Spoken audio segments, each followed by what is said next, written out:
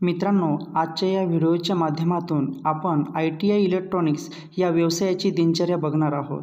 सर्वप्रथम तुमच्या दिवसाची सुरुवात ही आपल्या ITIच्या गेटवरून होते। गेटवरती सुरक्षारक्षक हे स्थानापन्न असतात। जेव्हा तुम्ही प्रवेश करता त्यावेळेस ती तुमची योग्य प्रकारे तपासणी करून आतमध्ये तुम्हाला सोडल्या जाते। या ठिकाणी तुमच्या बॅगमध्ये अनावश्यक वस्तू आहेत का याची तपासणी ते योग्य पद्धतीने व जबाबदारीने पार पाडत असतात। त्यामुळे या ठिकाणी तुम्हाला त्यांना सहकार्य करणे अपेक्षित असते। कारण ज्या वेळेस तुम्ही ITI पास होऊन जाता आणि कंपनीमध्ये जॉबला लागता त्या ठिकाणी सुद्धा अशी सुरक्षेची जबाबदारी घेतल्या जात असते। ITIमध्ये येण्यासाठी तुम्हाला वेळ झाला आणि तोपर्यंत जर गेट बंद झाले तर कुठल्याही कारणास्तव तुम्हाला आतमध्ये घेतल्या जात नाही। याचे कारण असे की वेळेचे बंधन व महत्त्व तुम्हाला कळायला पाहिजे। वेळेत पोहोचणाऱ्या प्रशिक्षणार्थ्यांना क्लासरूम किंवा वर्कशॉपमध्ये प्रवेश मिळत असतो। परिसरातून चालत असताना कोणत्याही प्रकारची गडबड गोंधळ न करता आपल्या मार्गाने मार्गस्थ होण्याची अपेक्षा आपल्याकडून असते। क्लासरूममध्ये प्रवेश करत असताना कोणत्याही प्रकारची चेष्टा मस्करी करू नये। ITIमध्ये इतरही व्यवसाय आजूबाजूला असतात, त्यामुळे कोणत्याही प्रकारचा गोंधळ न करता आपल्या क्लासरूममध्ये प्रवेश करावा।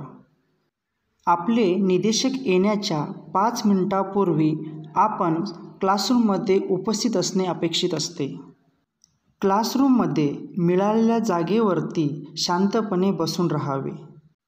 लेक्चर सुरू होण्याअगोदर क्लासरूमचे वातावरण खराब होणार नाही याची सर्व प्रशिक्षणार्थ्यांनी काळजी घ्यावी।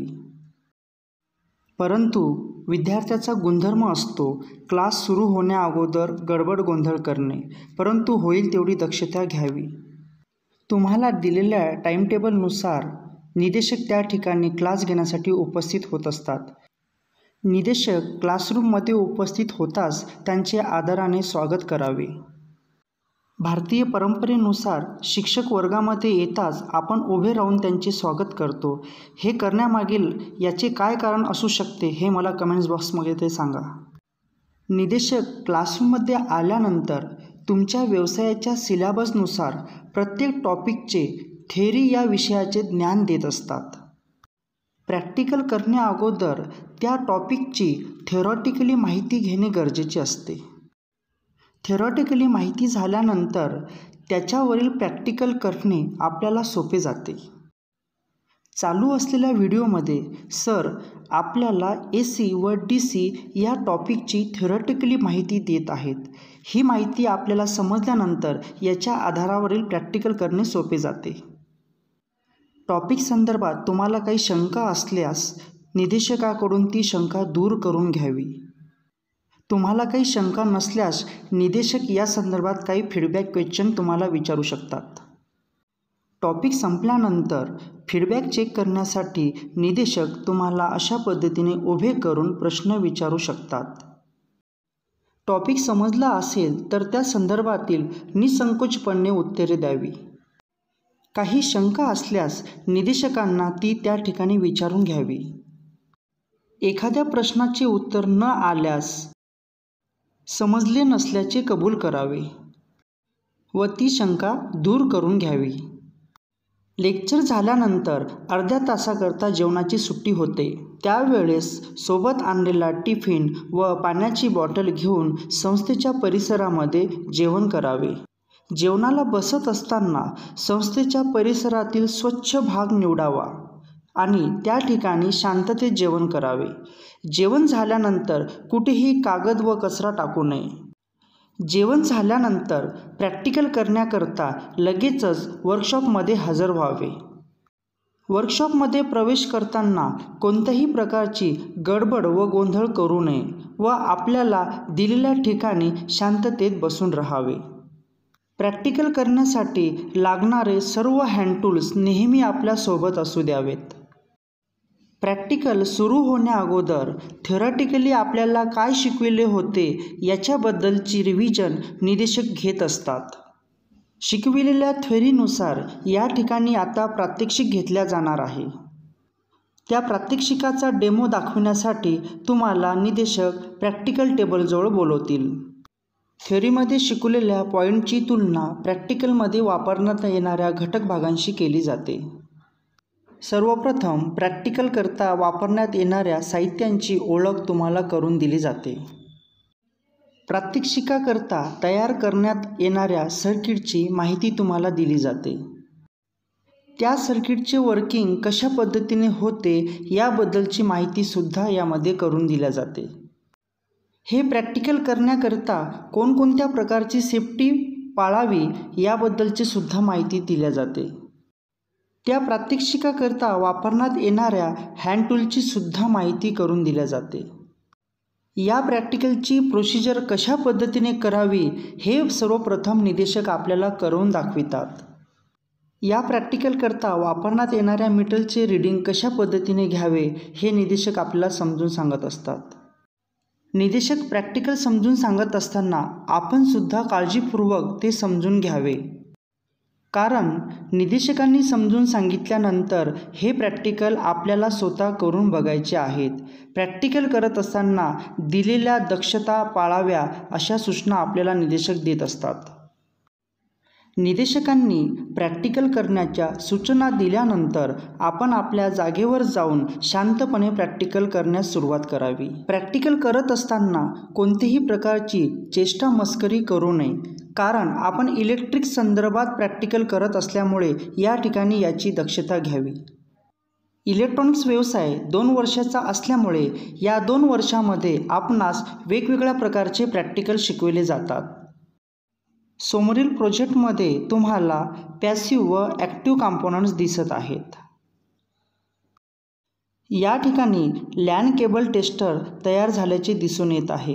अशा पद्धतीचे तुम्हाला प्रोजेक्ट व प्रोडक्ट्स तयार करण्याचे प्रात्यक्षिक दिले जाते. या ठिकाणी या प्रशिक्षणार्थाने फेज न्यूट्रल व फेज अर्थिंग व्होल्टेज मोजण्याचे साधन बनविले आहे. या प्रशिक्षणार्थाने सिरीज टेस्ट लॅम्प तयार केलेला आहे. या प्रशिक्षणार्थाने इलेक्ट्रॉनिक्समध्ये वापरण्यात येणाऱ्या विविध प्रकारच्या कॅपॅसिटरचा प्रोजेक्ट तयार केलेला आहे. या ठिकाणी इलेक्ट्रॉनिक्स कॉम्पोनंटचे सिरीज व पॅरलल कनेक्शन दिसत आहे. या प्रशिक्षणार्थाने ओहम्स लॉ व किर्चॉफ लॉ याबद्दलचा प्रोजेक्ट तयार केलेला आहे. या प्रशिक्षणार्थाने इलेक्ट्रॉनिक्समध्ये वापरण्यात येणाऱ्या रेग्युलेटर ICचा प्रोजेक्ट तयार केलेला आहे. या प्रशिक्षणार्थाने इलेक्ट्रॉनिक्समध्ये वापरण्यात येणाऱ्या विविध प्रकारच्या रिलेचा प्रोजेक्ट तयार केलेला आहे. या ठिकाणी निदेशक तुमच्याकरता सखोल अभ्यास करत आहेत आणि मध्ये विद्यार्थी आल्यानंतर त्यांच्या अडचणी दूर करत आहेत. जर त्या संदर्भात काही अडचणी असतील तर ते त्यांना समजून सांगत आहे आणि परत त्यांना करण्यास भाग पाडत आहेत. अशा पद्धतीने प्रत्येक प्रशिक्षणार्थी आपले प्रॅक्टिकल झाल्यानंतर निदेशकांमार्फत तपासून घेत असतात. त्याच्यामध्ये काही अडचणी असतील तर ते समजून सांगतात आणि अडचणी नसतील तर ते प्रोजेक्ट जमा करून घेतात. बनवलेल्या प्रोजेक्टसाठी तुम्हाला मार्क्स दिले जातात आणि त्याच्या आधारावरती आपल्याला प्रॅक्टिकल परीक्षेमध्ये सेक्शनल मार्क्स दिले जात असतात. तुम्हाला शंका नसली तरी निदेशक त्यांच्या सखोल अनुभवातून तुम्हाला त्याबद्दलची सखोल माहिती देण्याचा प्रयत्न करीत असतात. समोरील प्रशिक्षणार्थाने अपूर्ण राहिलेले सर्किट पूर्ण करून निदेशकाकडून तपासून घेतले. अशा पद्धतीने ITमध्ये आपल्याकडून प्रॅक्टिकल करून घेतल्या जाते.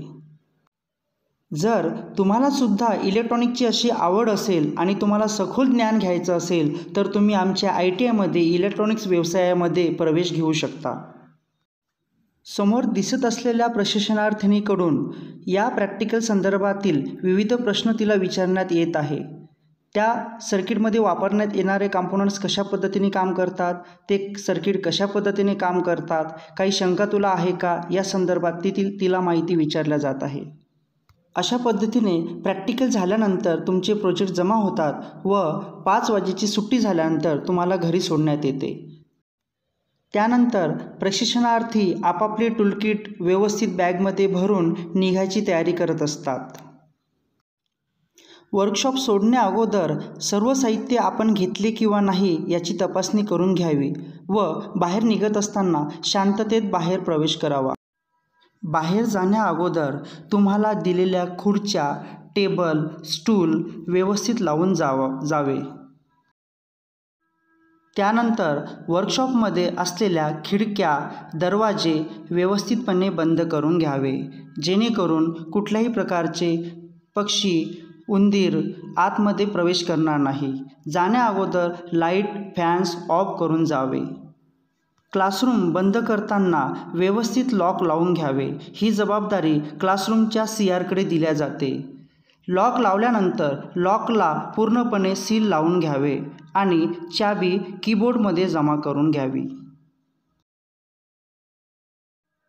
त्यानंतर घरी जात असताना किंवा जिना उतरत असताना शांतपणे उतरावे, जेणेकरून कुठल्याही प्रकारे घसरून आपला ॲक्सिडेंट होणार नाही याची आपण काळजी घ्यावी. चालताना चेष्टा, मस्करी किंवा कोणाला मारणे अशा प्रकारचे गैरवर्तणूक आयट्यामध्ये करू नये. शेवटी आता जाण्याची वेळ झालेली आहे, परंतु तुम्हाला जर ITIला प्रवेश घ्यायचा असेल तर निश्चितच आपल्या जवळच्या ITIमध्ये येऊन इलेक्ट्रॉनिक्स व्यवसायामध्ये प्रवेश घ्यावा. धन्यवाद.